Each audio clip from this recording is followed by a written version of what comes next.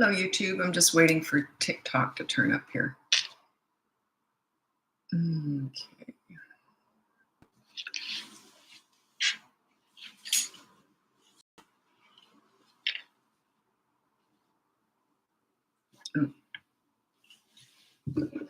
I forgot my microphone. Hi, Amanda. Hi, Soria Jessimo. Soria Cream. While we're waiting, sorry, I forgot my microphone. It's for YouTube.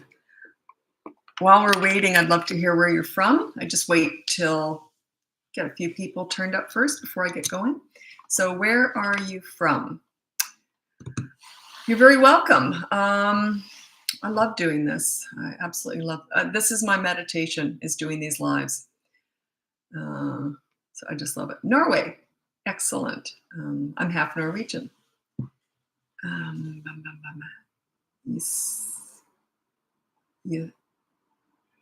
Yisamil. Yes, Yisamil. Where's that? I'll look that up. Yisamil.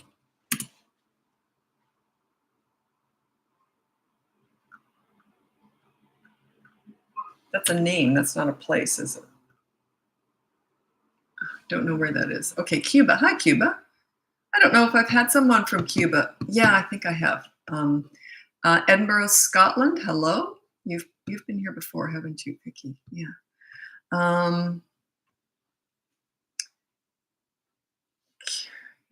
Cuba. Cuba. Oh, Yosemite, Cuba. Oh, there it is. Oh, geez, it's gorgeous. Beautiful. Okay.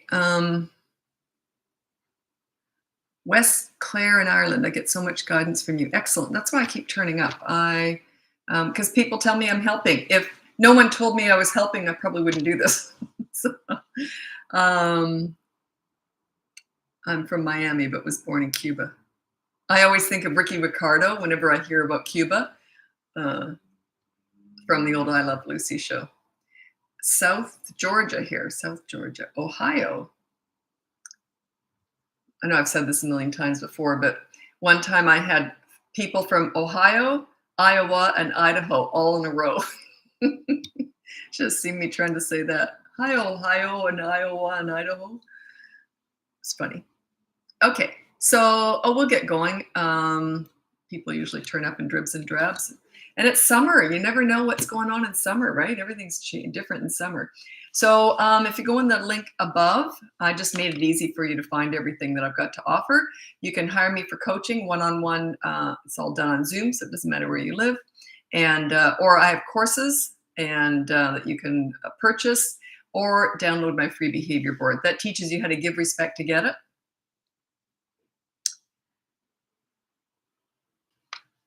I don't know how many people have downloaded that, because I turned off the notification for when I get it, because generally quite a few people download it every day. And then those emails just sort of take up space. Yeah, a lot of people have downloaded that behavior board. Okay. Okay, so parenting questions. Let's get going. Thank you for the gifter badge. I don't know why my voice just cracked like I'm a 14-year-old boy. Arizona, Norway, another Norway. Yeah, I'm half Norwegian, half French, half Norwegian. Oh, I don't know where I'm from. I was adopted, and I was always told I was half French and half Irish. So I celebrated St. Paddy's Day, a little bit of the Irish in me. You know, I really felt Irish. And then I found out probably about, I don't know, 5 years ago, I found out that I'm not Irish. I'm French and Norwegian. So I have no idea where I'm from. That could have been on my father's side, and I have no DNA connection to my father's side, evident. Like, I can't find anyone on that side. So yeah, don't know.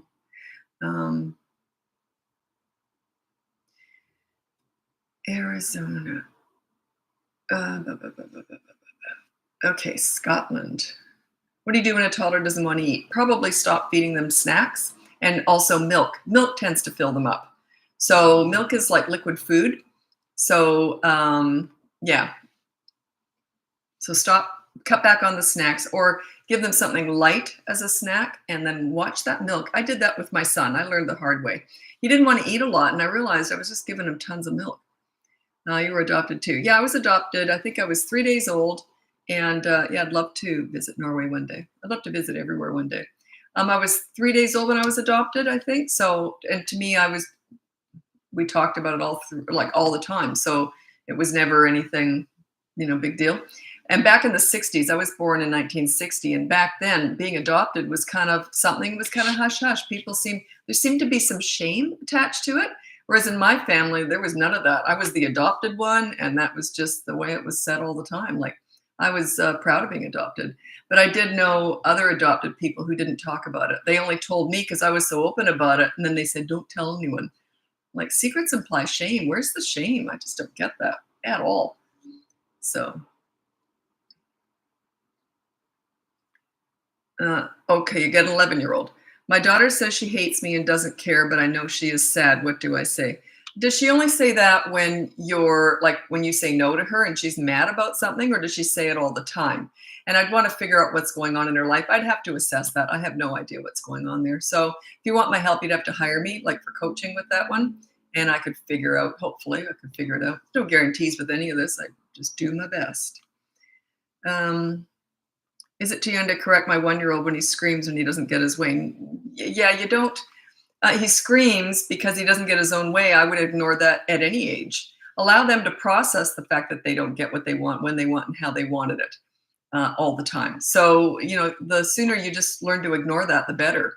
So that's none of your business when they're processing this stuff. But parents always want to get involved in this and do those mini therapy sessions, which I can't stand. They're just garbage. I know they're trendy right now, discussing all the big feelings and big emotions. That's to make the mom feel good. It has nothing to do with the kids. Allow them to process and learn that they can't always get their own way. That's okay.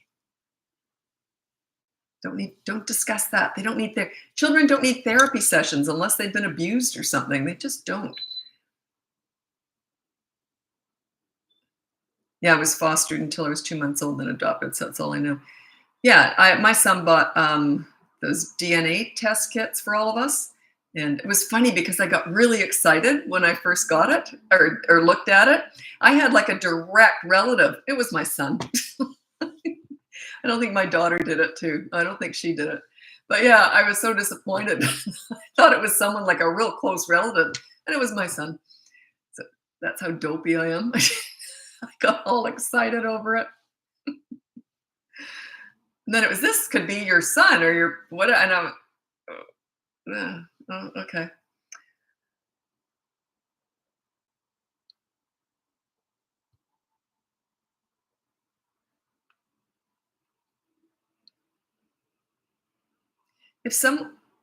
Interesting question. I don't know about this one, Chelsea. If someone gives my child a gift, do they own it? Can I take it away as punishment? Well, your child owns the gift, but you don't own a child, but you're the leader. So yeah, of course you can. How old are they? That makes a difference. Are they 16 or? I don't know. I don't know what you're talking about. I need more context around that.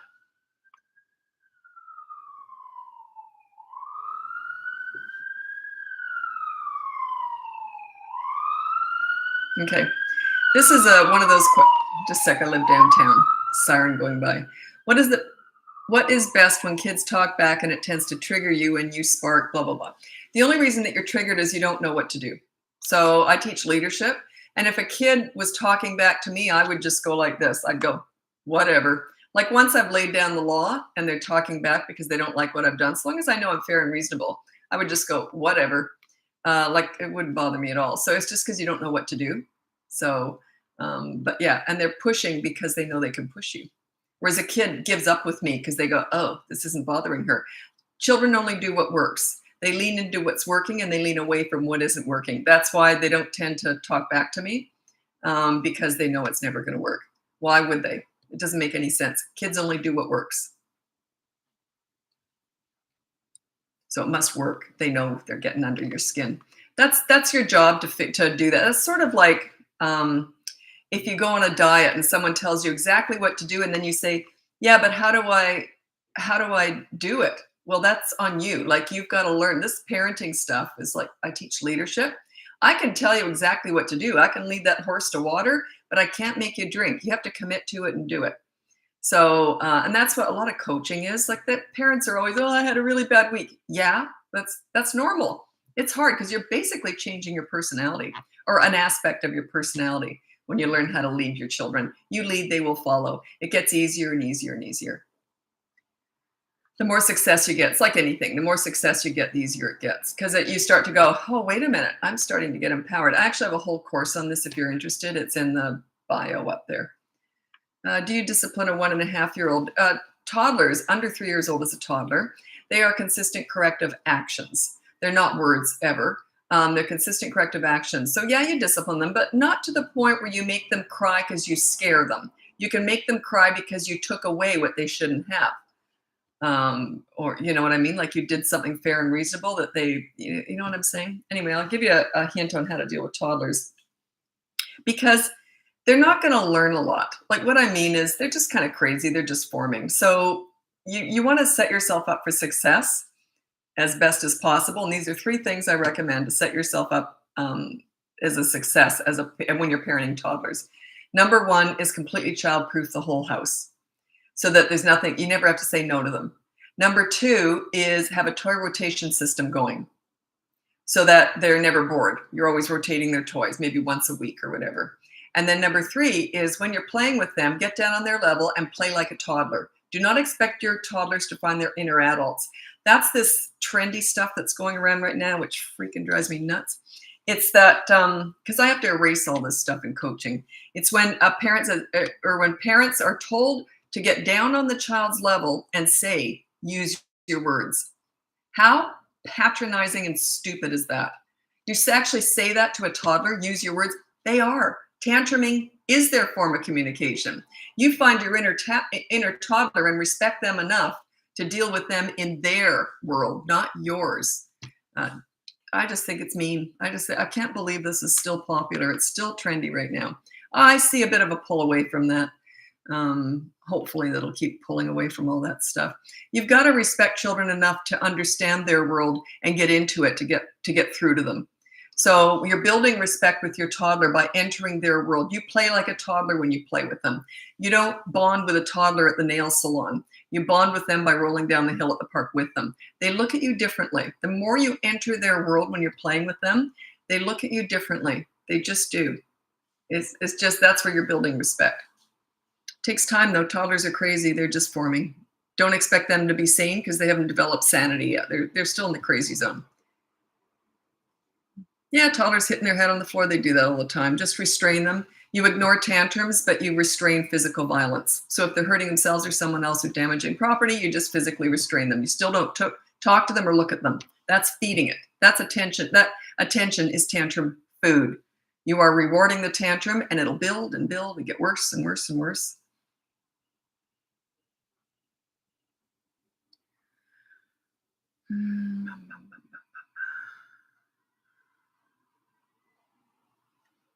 Okay, snowy.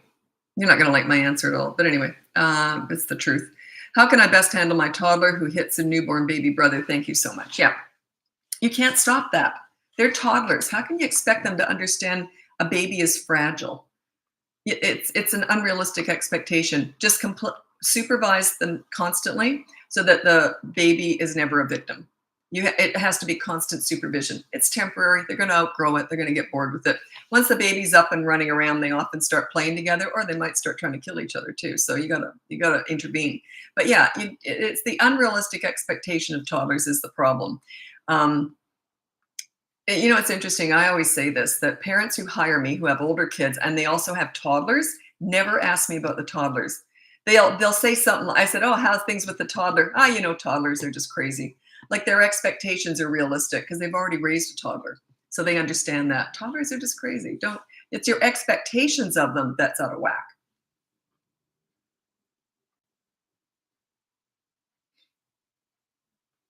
What are some effective,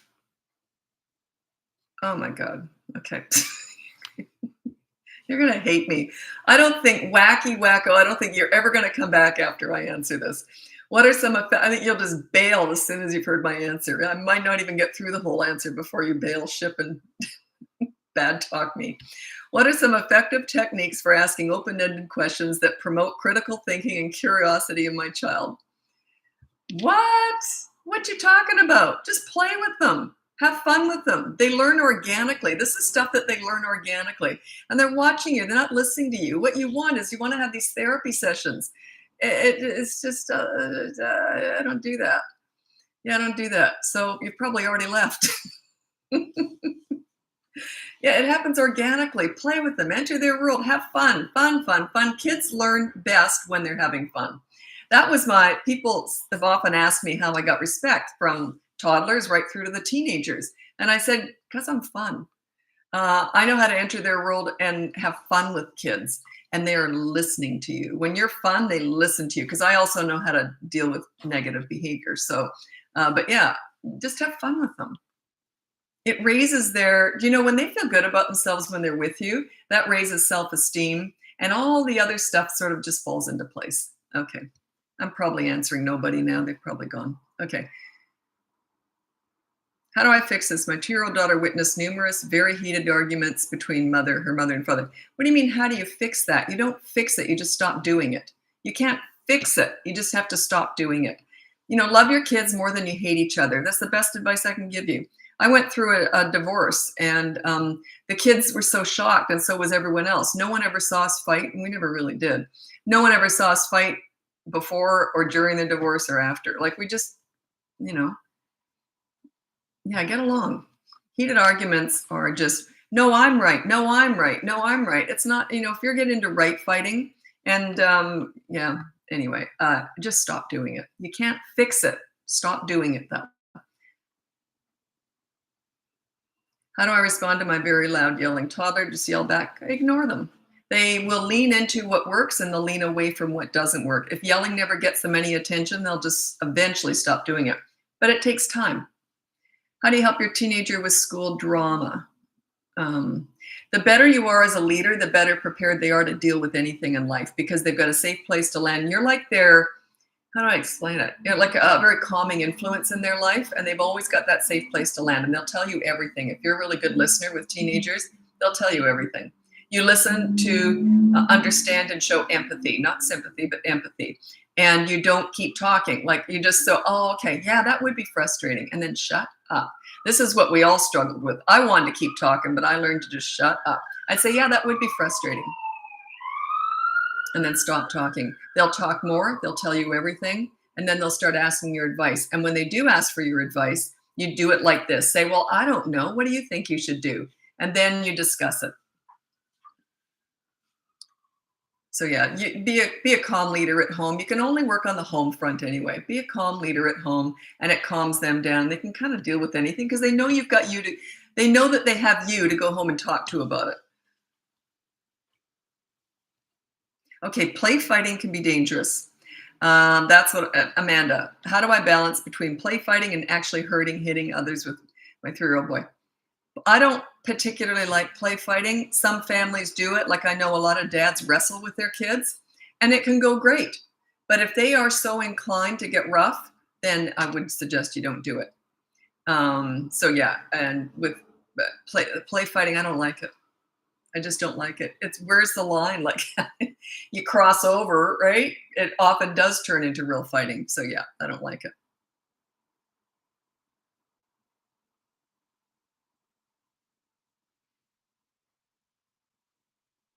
Yeah, that's why it's Natalie. Yeah, you said this toddler play fighting. It's a mixed message. How do they know the difference between real fighting and play fighting? How do they know the difference? How do you expect a little one, a toddler, to know the difference between play fighting and real fighting? Yeah. We never roughhoused with our kids. We just didn't. It never happened. And they were really gentle little kids, and because they never were encouraged to do anything not gentle, if that makes any sense. Yeah, they don't know the difference. How can you explain that? It's like, I know. It's like trying to explain sarcasm to a toddler. Think about it.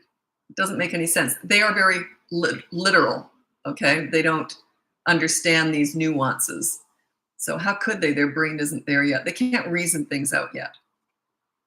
Don't argue with me. I know they sometimes can, but it's when it suits them, by the way. And it's not like the way we think of it.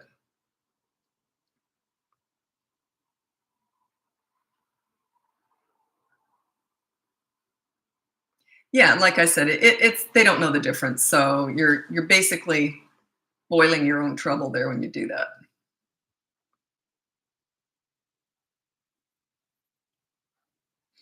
Are there any resources or books? Why is that so important to you? Why? I don't know. I don't know why that's so important to you. Where are you going with that? And by the way, I've never read a book on parenting or kids or anything. All my experience is experience based. So, well, why is that so important to you? Where are you going? Where are you going? Like it just sort of happens organically.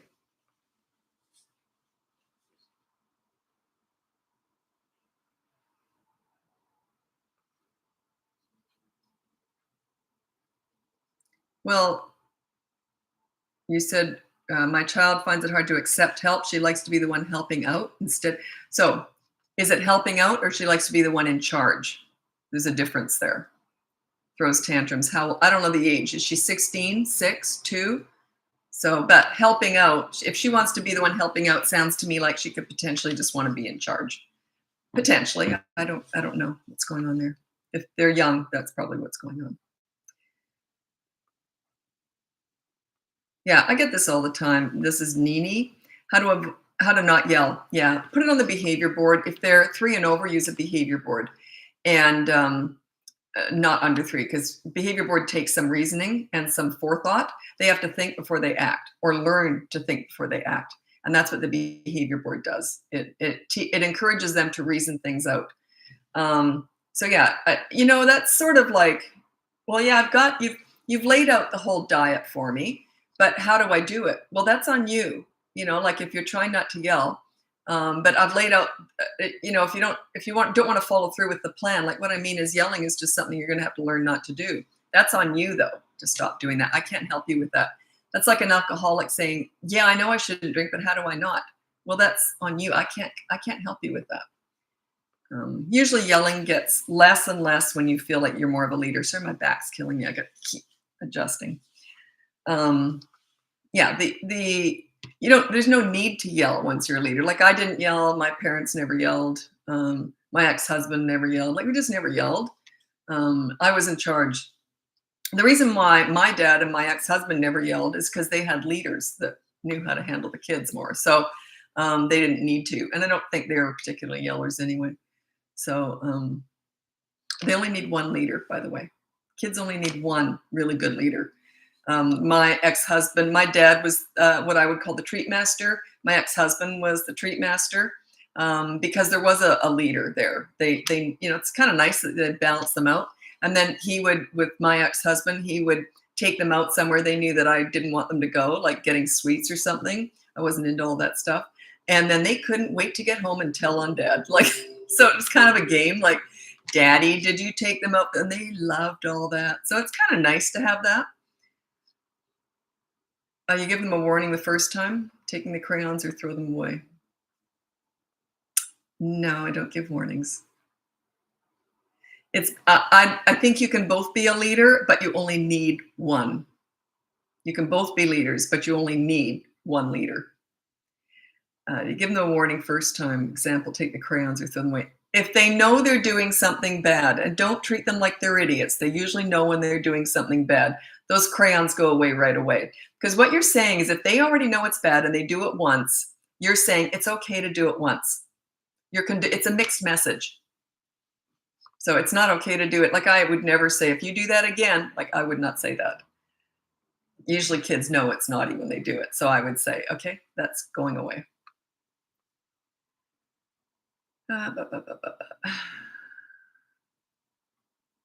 2.5-year-old tantrums because they want to be in charge. Help. Well, you just ignore tantrums. I got a million videos on tantrums. Plus I have a mini course up in my bio about how to handle tantrums. I think I called it, actually I like the name of that one. I don't like the name of one of my courses. It's just boring, I think. But anyway, I like this one. Let me just check it out. What's it called? I think I called it tantrum busting. Toddler tantrum busting. Yeah, it's a course. It's one of my mini courses. That's $29. So it's just explains things and why you ignore them. I don't feel like telling any stories today. I don't know why. My back's killing me. It just seems like a lot of work when you got a sore back telling a whole story. First time they do it, even when if they don't understand, you say no, you draw like this. Then if they do it again, then you take them away. Yeah. Oh, good question. This comes up a lot. This is low. What do you do if grandparents who babysit during work week parent differently than you? That's fine, because that's absolutely fine. You don't tell other people how to manage your kids. If you're dropping your kids off with someone else, don't tell them what to do. If you trust them enough to look after your kids, let them do it the way they want.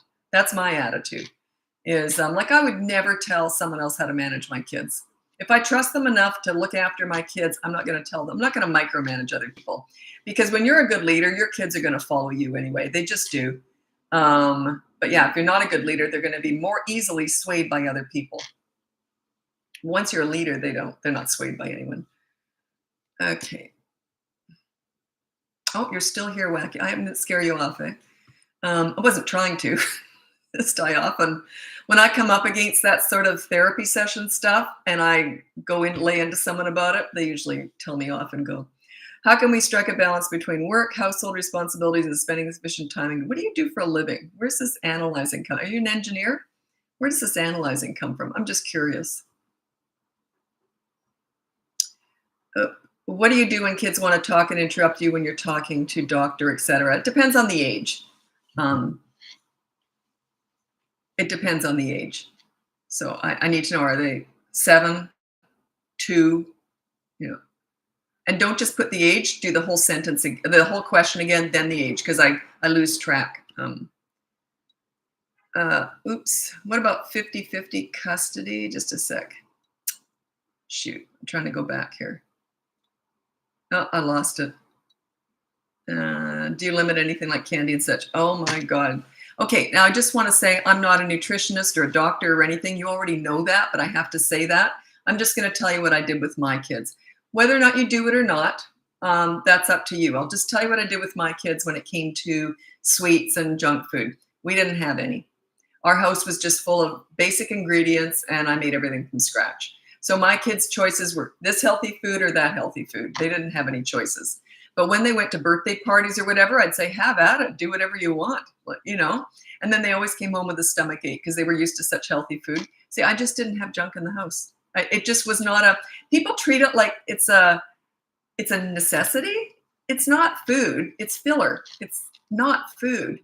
So, but then people treat it like, well, they haven't had anything today. Sure, you can have, as if it's part of the natural diet. I don't see it that way. I see it as, if they go to a birthday party, they can eat whatever they want and get a stomach ache when they come home. Yeah. What about 50-50 custody with mom and dad, different parenting? That's fine. They will eventually lean into the leadership. What I mean by that is when you're a really good leader, they are under your umbrella everywhere they go. Past the age of about 3.5 to 4, this happens. They become the people that they are with you, and they treat everyone with respect. So once they respect you by that age, it's sort of cemented in them that that's the way you act. You treat people with respect. Because I teach you give respect to get it. That's why I call it leadership. It's not authority, or it's not the pleaser parent, which is so trendy right now. But yeah, they will just sort of act that way. The leader takes over. The leader takes all. The leader is the one who leads them and guides them, and they turn to and they tell you everything down the road. It's the leader. So that's why you want that. You want that control over your children. In that, what I mean by that, it's not obvious control, but it means they'll come and tell you everything right through the teen years. That's the control. And you got to respect that too. I used to mentor troubled teens, and I knew the amount of power I had over them, emotional power, because they looked up to me and they treated me well. There was mutual respect. And I was very aware of the power I had with them. And I knew if I even looked at them the wrong way, they would get upset. So yeah, you gotta respect that. Once you get that control and that power over another human being, you gotta be real careful with it. Really careful. It's a big responsibility.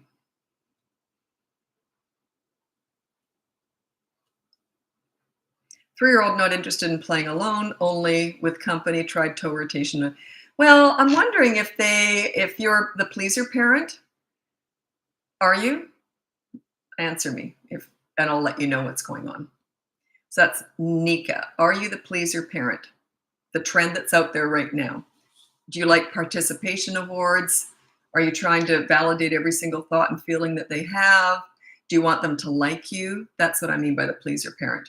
Do you discuss what they've done wrong instead of just dealing with it and disciplining? That, is that your style? And then I'll tell you what's going on. If not, then I'll come up with something else. It's kind of the same answer anyway, but I'm just curious. It's a tell for me, but I could be wrong. I haven't got enough information to really come to that conclusion, but I'm guessing. My toddler cries a lot over little things. Well, they are going to do that. I'm suggesting that you give that attention. Yeah, you must be feeding that, because any toddler who cries a lot, screams a lot, and that, it means it works. It means that it's bothering you. You give it attention. You might say, no, stop that. Okay. You're doing all that. Whereas I would be more inclined to just slowly walk away and not look at them or talk to them. So, but are they crying just because they're not getting their own way? Or are they crying because, are you meeting their needs? Whenever I talk about discipline, you're managing their wants. You got to make sure you're meeting their needs. I mean, if they got enough to do, if they got, a lot of love and they feel loved and all that, then you can walk away when they scream. She said yes. Oh, okay. The pleaser parent, the reason why your child will, the reason why she will not entertain herself is because you are her circus monkey. You're in there juggling, doing whatever to make her happy every moment. Back off on that you're trying to please her too much.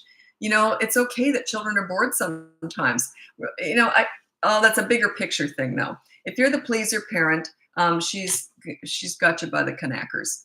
So it's not leadership at all. Just work on your leadership skills. That's all I teach. And that just doesn't happen. They're not demanding of you. They're just not. I'll tell you the story. My kids I think they were 5 when they did this. They'd been at someone else's house and they would have heard another kid say this, because they would never have talked to me like this. They must have thought, I'm going to give this a go. My 5-year-old son did this first because he's the older one.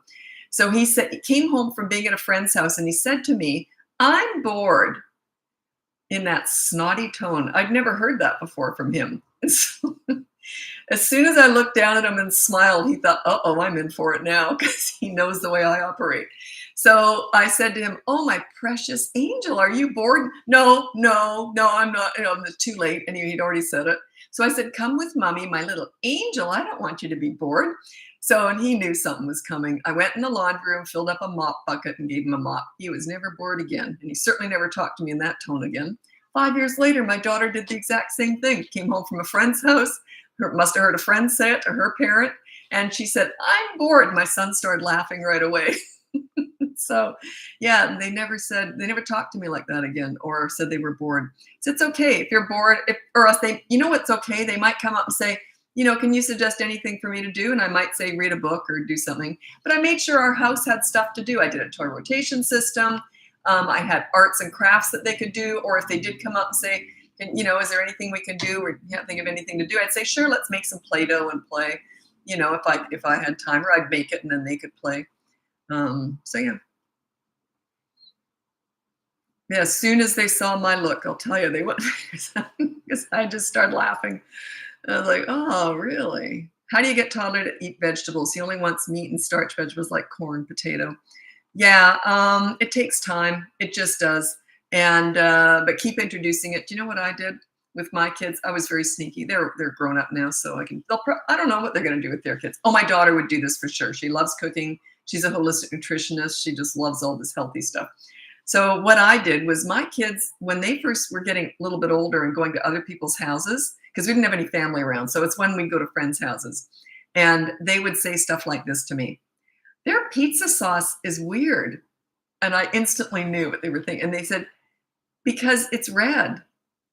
And I'm like, oh, because ours was always brown. Do you know why? I put spinach in it. I ground healthy stuff into everything. So if your child only likes like starchy things or meat, I would start grinding stuff up in there, like with the potatoes. Start grinding stuff up, see how it goes. Think the 3 vegetables that my kids like, they had to have 3 vegetables every night with dinner. They would eat a lot of them, but their 3 favorites were, can't remember now. Oh, broccoli, cauliflower, and carrots. But I made cheese sauce to go on everything. So, I sort of hid it underneath there when they were really little. But yeah, I hid stuff, and I baked a lot too. I hate cooking, by the way. But anyway, I baked a lot and made all my own pizza dough and everything. And I would smash in wheat germ, all sorts of healthy stuff into everything.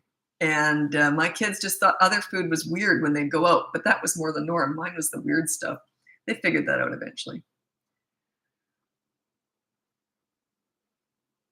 Toddler wants me to play the whole time, even when I'm busy. He gets well, he's in charge. Yeah. Just walk away and let him have a fit. You can get him started with something and then go and do something. And if he has a fit, then let him go.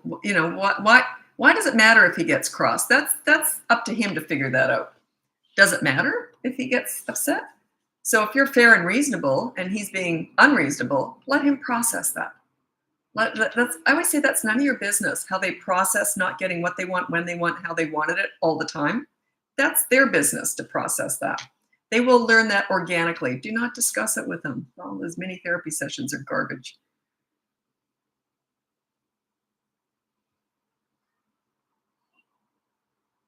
It's not your problem. Yeah, it's not your problem. It's none of your business when they have a tantrum. That's their brain.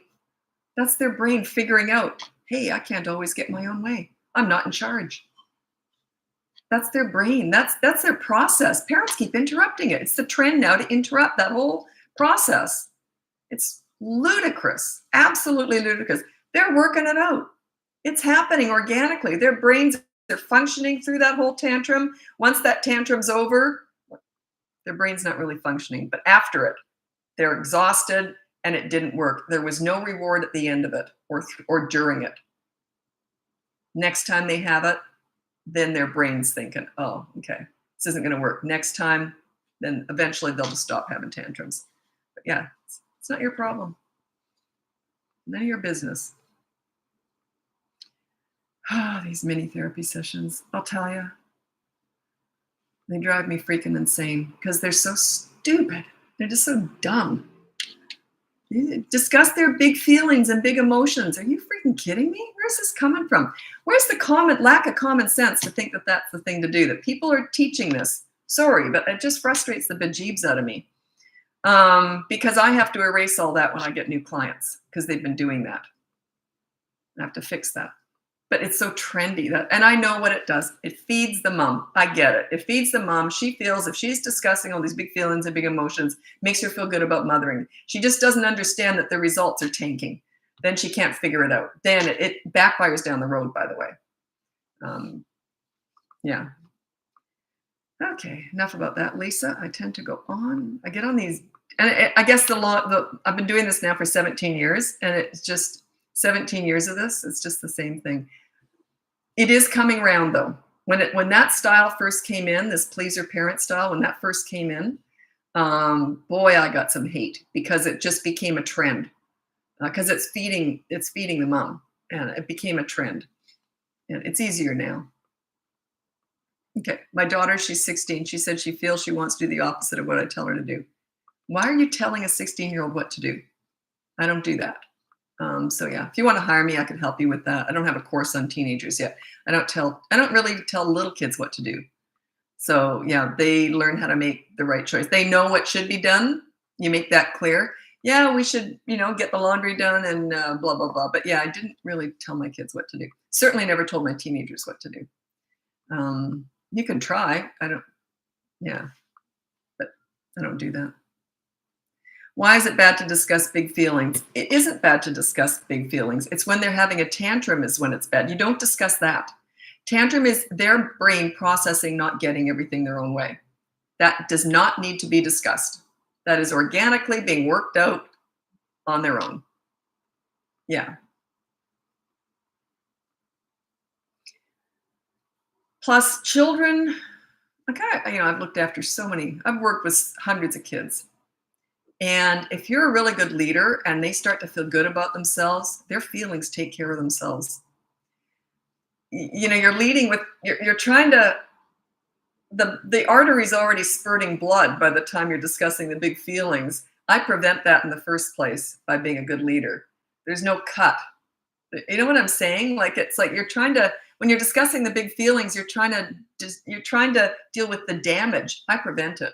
If you're a leader, their big feelings are usually just happy feelings. And if they have something not happy, then they'll come over and say, oh, I just felt really left out in school today. I said, yeah, that can be frustrating. So what do you think we should do? Maybe we'll do some role playing. Okay, let's do that. But yeah, I would never discuss anger or anything because we already know what's happening. And they do too. It makes you look weak. It's not a leader. Leader doesn't do that. Do you know what it would be like? I just can never come up with one perfect example. My style of parenting, I call it calm leadership parenting, but really it's just leadership. You're only calm when you're disciplined. The rest of the time you can be crazy and fun. So it's like the role that I see as the most like the way I teach parenting is a really good sports coach. They love the kids love them, they're having fun, there's the rules of the game, and if the kids break the rule, then they're sitting on the bench. Now, let's say a kid decided he's just going to run from first to third base and skip second. Okay, you're on the bench. Now, what would be the point in discussing that with him? Why did you do that? What made you do that? It's almost berating them. I would just say, yeah, you messed up, sit on the bench for an inning. Okay, let's go. And I wouldn't say, don't do that again. I think it's mean. It's reminding them of they did something dumb. I don't discuss that stuff. They figure it out. I'm always guiding them into making good choices, and then they just do. Rather than deal with all the negativity, and that's what's going on right now. It's dealing with all the negative crap. I don't want it to happen in the first place. So yeah, I'm into prevention, not damage control. Although my coaching is damage control, but anyway.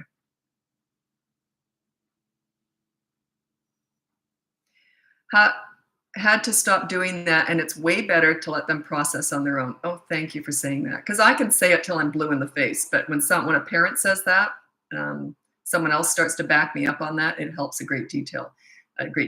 Because trying to think of a good story for that. I just don't feel like stories today. I don't know why. If you have a toddler who hits, I have a little mini course on that if you're interested. It goes into great detail about that. Plus, I've done a whole bunch of videos on toddlers who hit.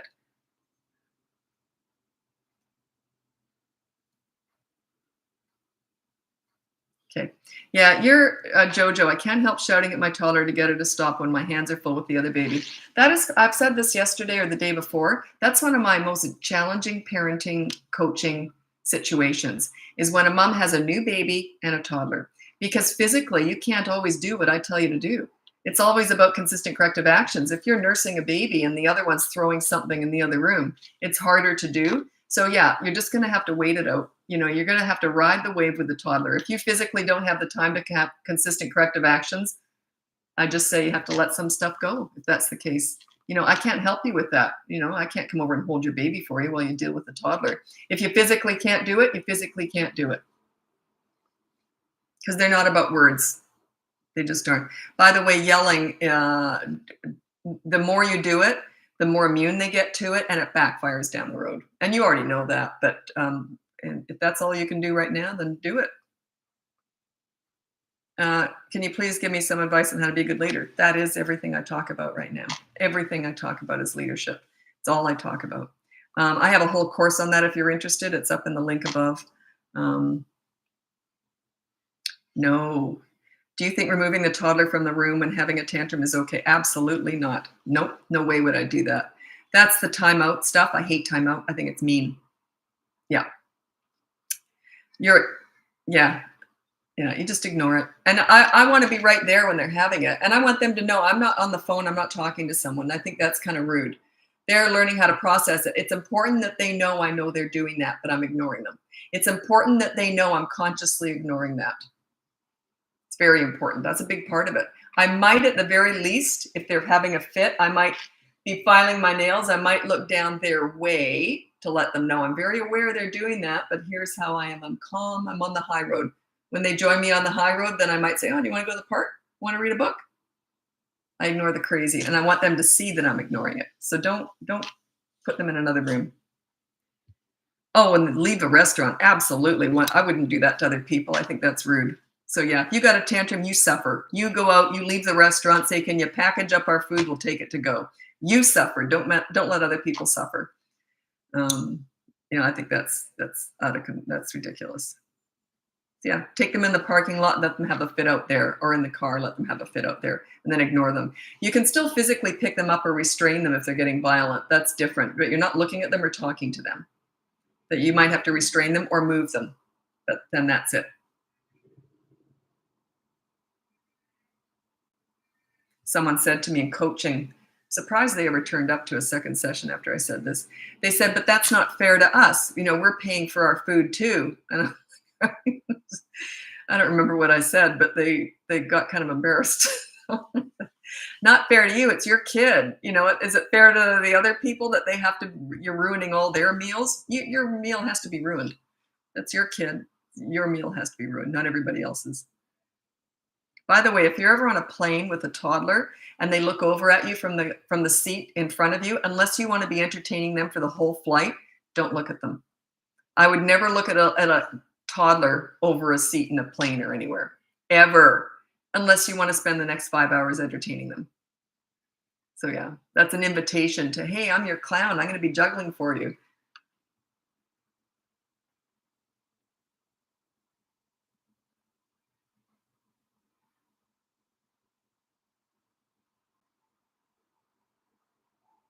Oh, well, how old is your son? This is Tam Bam Bam. Okay, my son takes things to extremes. Example, buddy, you're done with that. I'll never play with it ever again. Say, fine by me. Like, why would you feed that? Just go, okay, sounds good to me. Should we just give it to another kid then? I wouldn't even go that far. He'll probably say yes in the moment. It's his way of trying to win. It's his way of trying to save face. He's trying to win. It says to me that you're not a leader yet. But yeah, we're done with that. And so I never want to play with it again. It's fine. Like, I wouldn't care. Yeah, he's just trying to be in charge. That's all. It's his way of, fine, I don't care about it anyway. I don't care. Media blackout, I could care less. Do whatever you want. It's like that.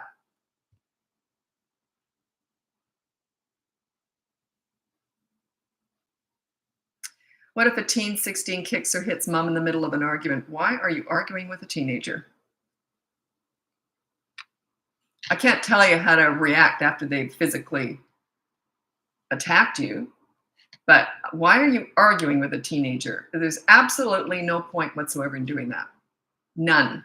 And by the way, teenage stuff, you'd have to hire me if you want me to help. Obviously, if things escalate there, you got some work to do.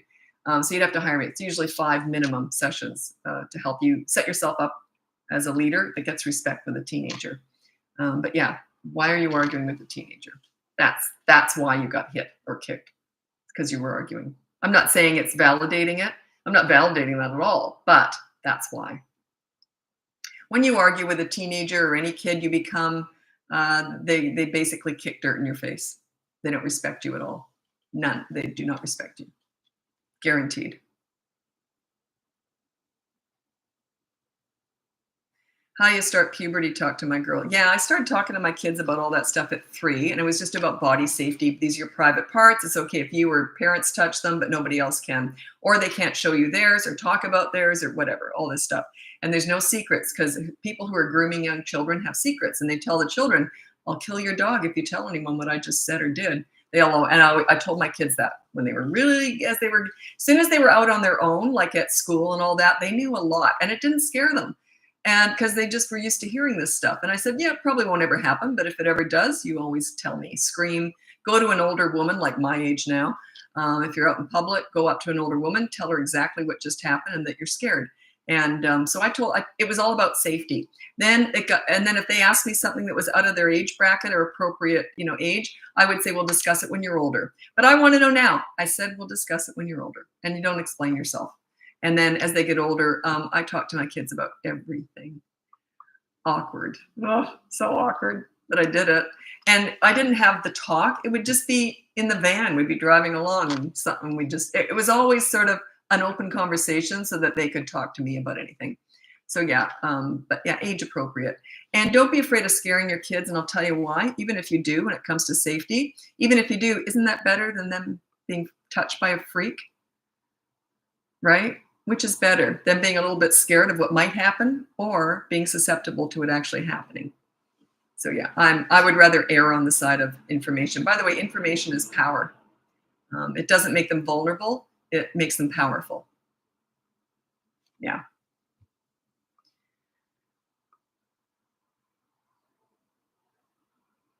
Picky eaters as toddlers, they go through stage after stage after stage. Just when you think you've got them figured out, they're going to change again. So yeah, they're forming. Think of what they're going through, growth spurt.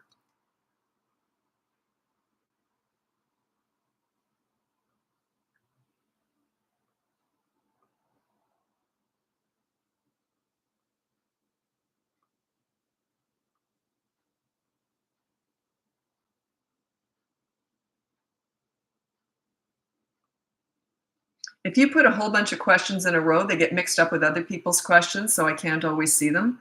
Um, I'm just trying to read. I'm going back to read. Yeah.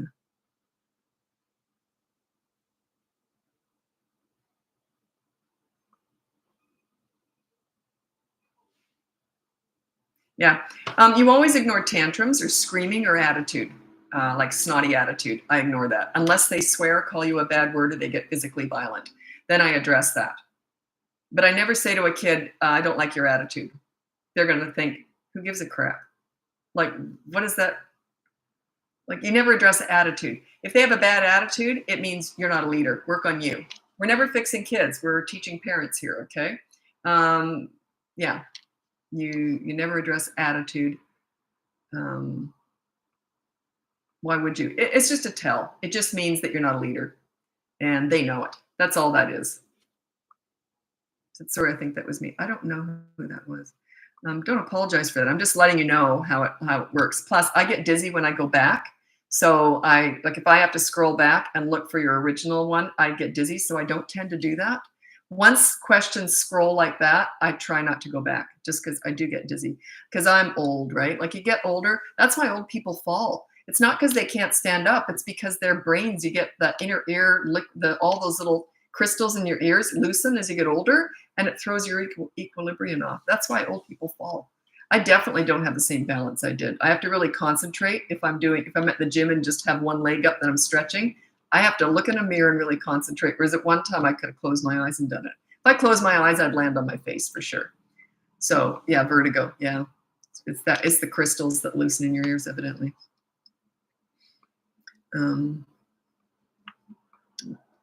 Okay.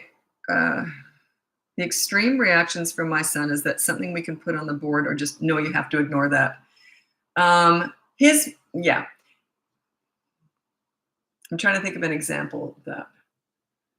So you say no. Remember, anytime they react in an extreme way, that is their brain processing things not going their own way. So long as you know you're being fair and reasonable, don't ever, ever, ever address that. And even if you are being unfair and unreasonable, wait till they're finished their scene. And then you say, you know what? I was unfair and I was unreasonable. What can I do to make it up to you? Do you want to go to the water slide park today? You see? So yeah, so long as you're fair and reasonable, I completely ignore all that stuff. I wouldn't. If I had, I never had a tantrum. Neither did my daughter, but my son did. You're born to have them or not. It's just the way you are. Anyway. I remember when I was really young, if I did something just stupid or whatever, my mother would look at me like this. She'd go, "Are you kidding me with this?" And I would I hated the way she looked at me. She had mom's look. And I don't remember her ever disciplining. She let me get away with a lot more than I let my kids get away with. I was a lot stricter. But same with my kids. If they did something I didn't like, I would just go, "Really?" And they, "Oh, sorry, mom."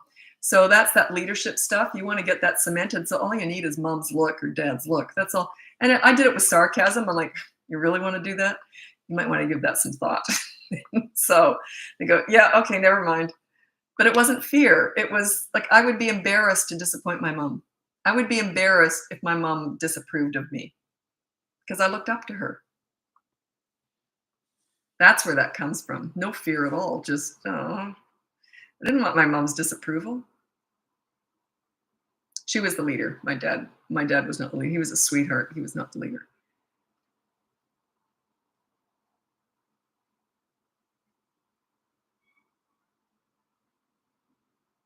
Well, mom's works on my daughter, but not quite on my son yet. He's just maybe too young. Is he under 3? By the time they're 3.5 to 4, it should be cemented by then. But if he's still under 4, maybe you're still working on it. But yeah, it could just be the age. I don't know. And sometimes, I mean, that's all it took because I already had respect. So, but getting it, it's not going to work. Like if you have no respect at all, I don't teach parents, this is what you do. Like, it's not like that. Once you get there, then that's all it takes. That's the maintenance. Maintaining leadership is a piece of cake. Getting it, you got to work for that. You got to earn it. You got to put in the years, the time, the effort. Yeah, you got to work for that. That's what I teach. I teach parents how to get it. Then once they've got it, then it gets easier. Parents, a lot of parents have me on retainer. So I finished working with them and then something else will come up. Their kids might get bullied. So they'll just maybe once a year even, they might say, can we schedule another session? So, because they'll buy them in bulk and then because they get them cheaper that way. So then we'll just touch up. But still, I'm always interested to hear after a year how they're doing. And they say, yeah, once we turned that corner, it was completely different. So once you just get it, it's just something in you just goes, oh, I get it. I know how to do this now. And the kids pick up on that energy too. So yeah, maintaining respect is easy. Getting it's work. It's hard work. But everyone wants the rainbow, which is that leadership, the respect. But you got to go through the storm to get it. Unless you start when they're really little, then you just kind of ease into it. But yeah, if you haven't got it now, you're going to have to work. You got to go through the storm. And I'll often say to parents, and they'll say to me, I want this and I want that. And I say, yeah, you want the rainbow. Are you ready for the storm? Because that's what it's going to take. If your kids are like 5, 6, 12 years old, it's going to be a storm coming. And that's okay. I'll talk them. I always say, I'll be here to talk you off the cliff. And this is funny. I wouldn't believe how many parents have said this to me. They say, well, how do I cope with this? And then oftentimes they'll say, I know. And I'll go, are you thinking alcohol? And they say, yeah. And I don't recommend it. I'm not saying, or, it's up to them, but I always think that's funny.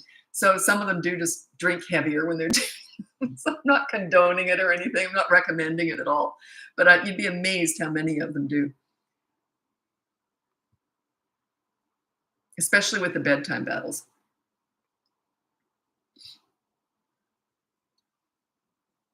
Okay, if you shouldn't tell teens what to do, then what should you do instead? Yeah, thank you for asking that. With teenagers, you discipline little children to get respect. You get respect before you even think about disciplining teenagers. And it's not discipline. It's something like this. Say, look, I want this to change. I want you to put I'm going to use a really wimpy example to get you started. So with this, you say, I want your dirty clothes in the hamper from now on. What do you want from me? You negotiate everything. Negotiations. Now we work up to, if they're doing big stuff wrong, we work up to that. You can't just start there. People want to start with the hard stuff. With little ones, yeah, we do. We usually do. But not with teenagers, you ease into it. Usually by week 3, then we start getting into the bigger stuff. But the first 2 weeks, you're learning how to listen, to understand, and then stop talking. You listen, to understand, and show empathy, and then stop talking. If they want your advice, they're going to ask for it. And even then, be very careful. Don't tell them what to do. You never tell kids what to do. It's kind of hard to explain, actually, but yeah. But anyway, yeah. 2 most important skills when you're parenting teenagers. Number 1 is listen, to understand, and show empathy, and then stop talking. They'll talk to you more, and they're going to ask your advice. And when you say, well, let's talk about it, let's figure it out together. Number 2 parenting skill with teenagers is negotiate everything. And let the little stuff go. If you're going to sweat the little stuff, good luck with the big stuff. Save your energy for the big stuff. But we work up to that big stuff. It takes at least two weeks, sometimes more, to get it if it's something really big that you're dealing with. But anyway. Negotiate. Teenagers are my favorite age. I used to mentor troubled teens, and they told me to teach this. They said, Lisa, you're always busting brats. That's what one of them said. And so I thought, oh, Bratbusters, that's a cute name for a company. I thought that years later. Anyway, and they said, you got to teach this stuff, because I really never told them what to do, but they respected me because they felt respected. And when they like themselves when they're with you, that's what they said. I liked myself when I was with you. That's what I heard more than anything. when I was with you, I felt good about myself. And that's why they were so nice to me. And I got really good behavior. Because if you're trying to cut them down to get good results, you're going to get the opposite. You have to learn how to build them up to get good results, but it's an investment. It doesn't happen overnight. It's not a knee-jerk reaction. So you got to start building them up, and then you'll start to see the results. It's tricky. Yeah, I built my business on troubled teens. And then I was doing a lot of TV and radio spots as the parenting expert. And then someone introduced me on the news as the crisis queen, and I stopped doing media after that. I don't want to be the crisis queen. I want to be the prevention queen. But yeah, I didn't want to just be the crisis queen dealing with all the life and death stuff. I still do it, but I don't want to lead with that. I want to prevent that. So that's why it's so nice. Since I went on TikTok, it's a lot of toddler parents. I'm getting you and your old brand new parents, and you can prevent all that trouble, right? My business was built on trouble, on fixing crisis stuff. So, but now we're preventing it. So I still do the other, but I don't lead with that. Okay. I love your lives. I'm a toddler teacher. Oh, okay. Trying to get coworkers to watch you. Thanks for what you do. Yeah, I don't teach teaching, but there's a lot of crossover. But the reason why about 40% of my clients are teachers, school counselors, principals, child psychologists, it's because one's an institution and the other one's personal. There's nothing more personal than parenting. So that's why it's just different. I couldn't do what they do. And they respect the fact that they need to learn about parenting through me, but I can't do what they do. So it's not 100% crossover. Just because you've got child development degrees, parenting is a different beast. So yeah, but a lot of it is crossover, a lot of it. But the reward charts are one that's I get asked about this all the time because I hate reward charts. And they say, yeah, but teachers use them, institution, home. They work beautifully at school because it's an institution. At home, and it's usually rewarding them for grades and all that kind of stuff, whatever. Sometimes behavior too. A lot of them are used for behavior, but that's school, that's an institution. If you use a reward chart at home, this is the message you're sending to your children. You're normally rotten, but if you should happen to be good, you'll get a reward. You see, when reward charts are done at school, there's 30 kids on there, so it's not personal for one thing. And also, school is an institution. But at home, they know who you're talking to. There's no denying the fact that's for them, right? So yeah, you're saying you're normally rotten. If you should happen to freakishly be good, you'll get a reward. The behavior board says you're normally wonderful, but if you should happen to do something rotten, we know how to deal with it. You see the different message you're sending there? So yeah, and I've never been hired by, as far as I know, I've never been hired by a youth worker. A youth worker specializes in teens they're usually in middle school or high school. Usually, I think a lot of middle schools have them. And they're dealing with teenagers who are in trouble. So when you know how to get respect with a teenager, you probably don't need my help. That's the PhD in all this. But yeah, that's why if they've ever hired me, I've never known that that's what they do.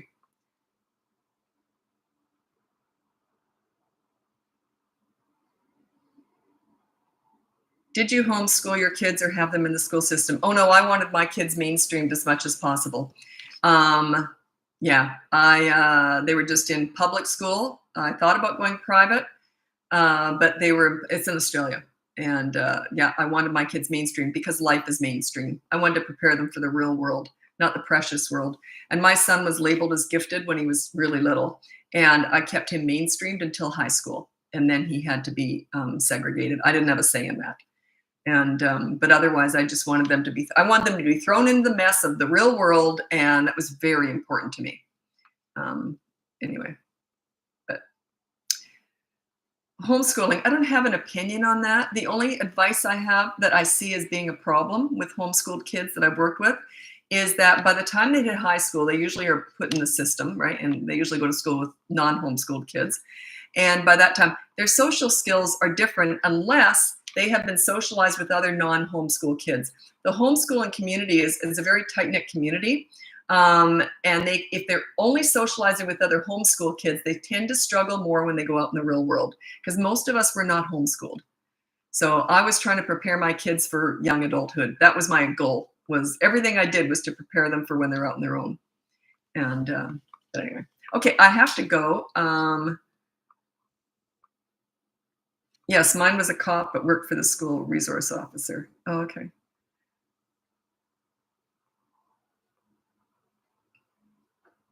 Okay, you asked about the absent father. You'd have to hire me for that. I need to know what the relationship is. There's 2 minutes. I need more context before I can give you any advice. If you do want my help with that, the one-on-one help, then it's in my link above there.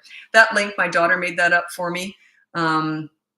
She did. It's called Linktree, and it just is in bullet form. Everything that's on my website, it's just up in there. It's just easier for you to click on. So yeah. Anyway, okay, I have to go. If you want to know anything else or you want more help, go in my link up there. Don't send me parenting questions on email. I can't coach you over email. I just don't do that. I don't have time for that. So, but I get a lot of people asking my advice, just, like general parenting advice on emails. I just don't have time for that. So, because I'm running a business here too, right? So anyway, I'll be back again tomorrow, and that's it. Talk to you later. Bye now.